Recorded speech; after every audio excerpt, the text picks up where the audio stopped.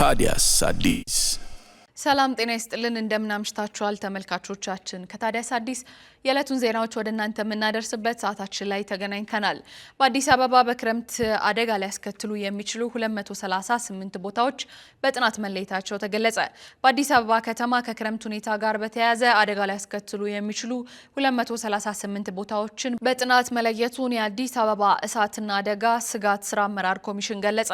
የአደጋ ስጋቶችንና ለአደጋ ተጋላጭ የሆኑ ቦታዎችን ለመለየት በተደረገ ሰፊ ጥናት አደጋ ሊያስከትሉ የሚችሉ 238 ቦታዎች መለየታቸው ተረጋግጧል። ይህንንም ተከትሎ ከተቋማት ጋር ግንኙነት በመፍጠር የትኛውም ተቋም ምን አይነት የማቅለያ እርምጃ መውሰድ እንዳለበት ተለይቶ በይፋ ወደ ተግባር መገባቱን ነው የተጠቆመው። የአደጋ ስጋትን ለመቀነስ የቅድመ ዝግጅትና የማህበረሰቡን ግንዛቤ ማስጨበጥ ስራዎች እየተከናወነ መሆኑም ተጠቁሟል። አደጋዎች ከተለዩ አካባቢዎች ውጭም ሊከሰቱ ስለሚችሉ ማህበረሰቡ የአካባቢውን የጎርፍ ማፍሰሻ የማጽዳትና ለሚመለከተው አካል የማሳወቅ ኃላፊነት እንዳለበት ተጠቅሶ እየታዩ ያሉ አመላካች ጎርፎች ለምን እንደተነሱ ጥብቅ ክትትል እየተደረገ ብሎም አካባቢውን የማጽዳትና የተደፈኑ ማስተንፈሻዎችን የመክፈት ስራ እየተከናወነ እንደሚገኝም በመረጃችን ተጠቁሟል። ታዲያስ አዲስ በሚቀጥሉት 10 ዓመታት ውስጥ ኢትዮጵያ ከ10,000 ያላነሱ የሂሳብ ባለሙያዎች ሊኖሯት እንደሚገባ ተገለጸ።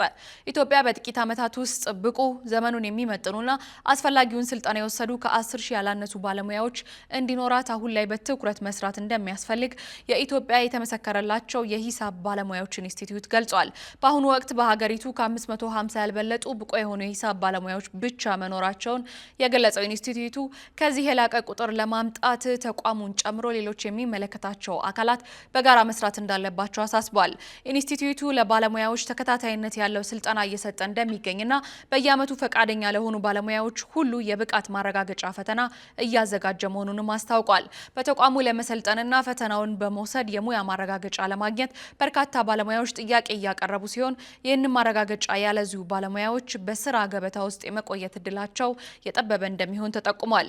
በኢትዮጵያ በአጠቃላይ ምን ያህል የሰለጠኑ የሂሳብ ባለሙያዎች አሉ የሚለውን በውል ለማወቅ በአገር አቀፍ ደረጃ ሰፊ ጥናት ማድረግ እንደሚያስፈልግም ነው የተመላከተው። ባለፉት 3 ዓመታት ውስጥ በኢንስቲትዩቱ ከ200 በላይ ኦዲተሮች ላይ ፍተሻ የተደረገ ሲሆን አብዛኛዎቹ ተገቢውን እውቅና ያላገኙ መሆናቸውንና ይህም ደግሞ በቀጣይ በርካታ ስራዎችን መስራት እንደሚገባ አመላካች መሆኑን ያሳየ ነው።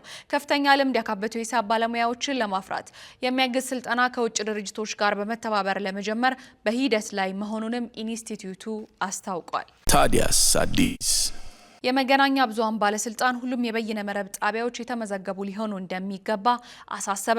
ባለስልጣኑ የበይነ መረብ ጣቢያዎች ተመዝግበው ብቻ እንዲሰሩ ለማስቻል የመገናኛ ብዙሃን አዋጁን ለማሻሻል ቅድመ ዝግጅት እያደረገ እንደሚገኝ ገልጧል።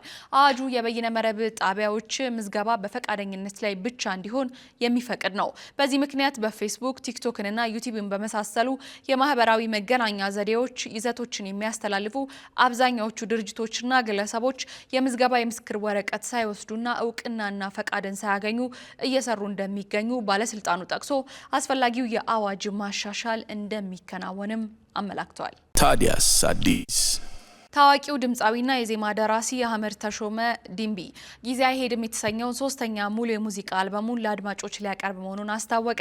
ድምፃዊው በዛሬው ዕለት በሰጠው ጋዜጣዊ መግለጫ አልበሙ በናሆም ሪከርድስ አማካኝነት በተለያዩ የሙዚቃ ማሰራጫ መድረኮችና በዩቲዩብ የፊታችን ሐምሌ 10 ቀን ለህዝብ ይፋ ይደረጋል።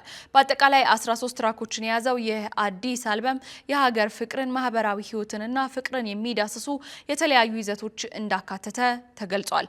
አህመድ ተሾመ ከዚህ ቀደም ኢዮሪካና ኦሜርታ የተሰኙ እጅግ ተወዳጅና ስኬታማ አልበሞችን ለአድማጮቹ ማድረሱ ይታወሳል። ከዚህ በተጨማሪም ድምቢ ለድምቢ፣ ተጠያቂ ናዝሬት፣ አውራምባ፣ በትዝታው ፈረስና አይመሬት ያለ ሰው የተሰኙ በርካታ ተወዳጅ ነጠላ ዜማዎችን ለአድማጮቹ ማድረሱ ይታወሳል። ታዲያስ አዲስ የሊቢያ ተቀናቃኝ ኃይሎች አንድነትን ለመፍጠር ያለመ ውይይት ማድረጋቸው ተሰማ።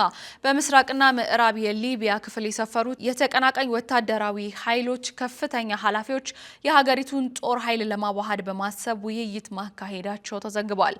ስብሰባው በማዕከላዊ ሊቢያ በምትገኘው ሲርት ከተማ የተካሄደ ሲሆን የሊቢያ ምስራቅ ወታደራዊ አካል ስብሰባው ገንቢ እንደነበር ከመግለጽ በቀር የውይይቱን ዝርዝር ከማስታወቅ መቆጠቡ በዘገባችን ተመላክቷል።